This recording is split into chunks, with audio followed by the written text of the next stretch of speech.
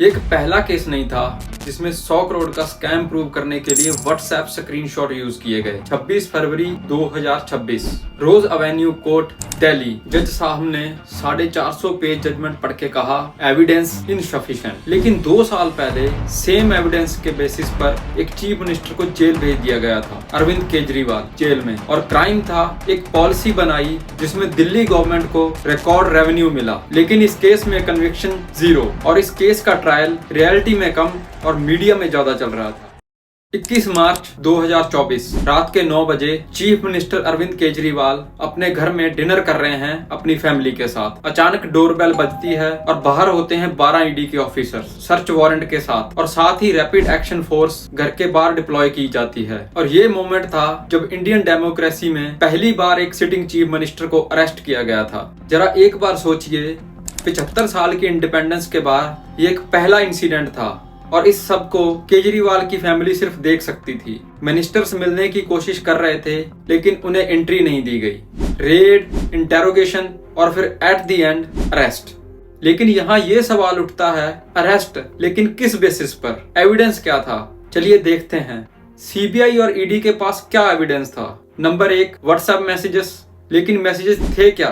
Normal political discussion, meeting fixed है, policy discuss करेंगे जैसे रूटीन टेक्स्ट। और नंबर 2, फोन कॉल रिकॉर्डिंग्स। लेकिन किसी भी रिकॉर्डिंग में डायरेक्ट करप्शन का कोई भी एविडेंस नहीं। और नंबर 3, ये सुन के शायद आप शॉक हो जाएंगे, पेंसिल से लिखे गए कुछ कागज के टुकड़े जिससे मनी फ्लो पैटर्न दिखाया गया। मतलब हद कर दी, एविडेंस के नाम पर कुछ भी ऐड कर दिया। मतलब 100 करोड़ की मनी लॉन्ड्रिंग को साबित करने के लिए पेंसिल से लिखे गए स्केच प्रेजेंट किए गए। वहीं मॉडर्न इन्वेस्टिगेशन में क्या होता है? इन्वेस्टिगेशन एजेंसी ज्यादातर केसेस में डिजिटल फोरेंसिक जांच, ब्लॉकचेन को एनालिसिस किया जाता है, इंटरनेशनल बैंक रिकॉर्ड को चेक करती हैं, क्रिप्टो करेंसी को ट्रैक करने की कोशिश की जाती है। लेकिन यहाँ पर क्या प्रेजेंट था? लूज पेपर और सिर्फ अजम्पशन। कोर्ट ने एग्जैक्टली यही कहा फरवरी में डिसीजन देते हुए। Agencies fail to establish concrete money trail. मतलब एविडेंस था ही नहीं, लेकिन आप पार्टी को डैमेज हो चुका था। लेकिन अब सबसे इंटरेस्टिंग पार्ट, टाइमिंग। अब क्रोनोलॉजी समझिए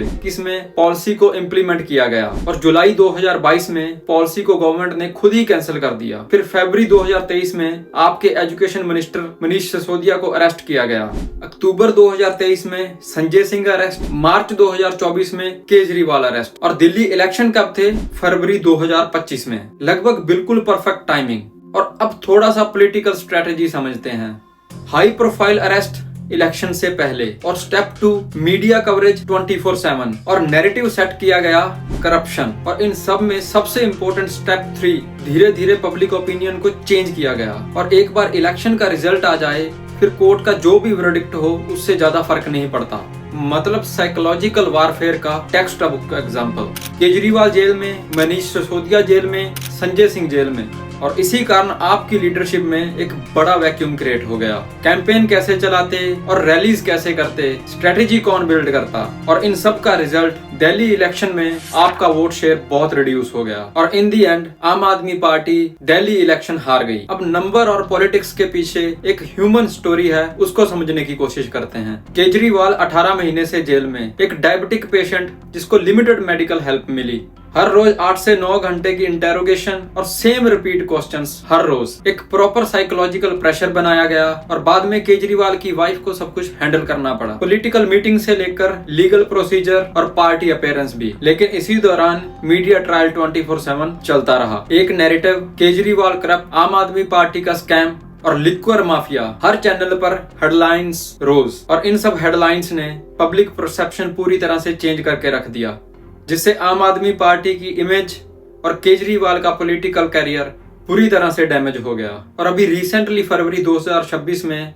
इस केस को कोर्ट ने डिसमिस कर दिया और इस केस को दुनिया के और भी हिस्सों में कवर किया गया।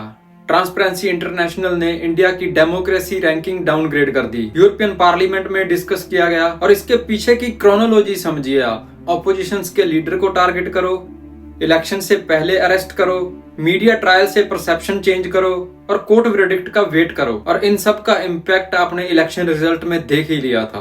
और ये सब एक हेल्दी डेमोक्रेसी का साइन तो बिल्कुल नहीं है। ये केस आप वर्सेस बीजेपी नहीं बल्कि डेमोक्रेसी वर्सेस पॉलिटिकल मैनिपुलेशन है। और अगर इन्वेस्टिगेशन एजेंसीज पॉलिटिकल टूल बन जाएं तो डेमोक्रेसी खत्म होना शुरू हो जाती है। पहले केजरीवाल, अब कोई और ऑपोजिशन लीडर, कोई जर्नलिस्ट, कोई एक्टिविस्ट, किसी को भी टारगेट किया जा सकता है और ये सब अभी रियलिटी में हो रहा है। आपकी क्या राय है कमेंट्स में जरूर बताइएगा।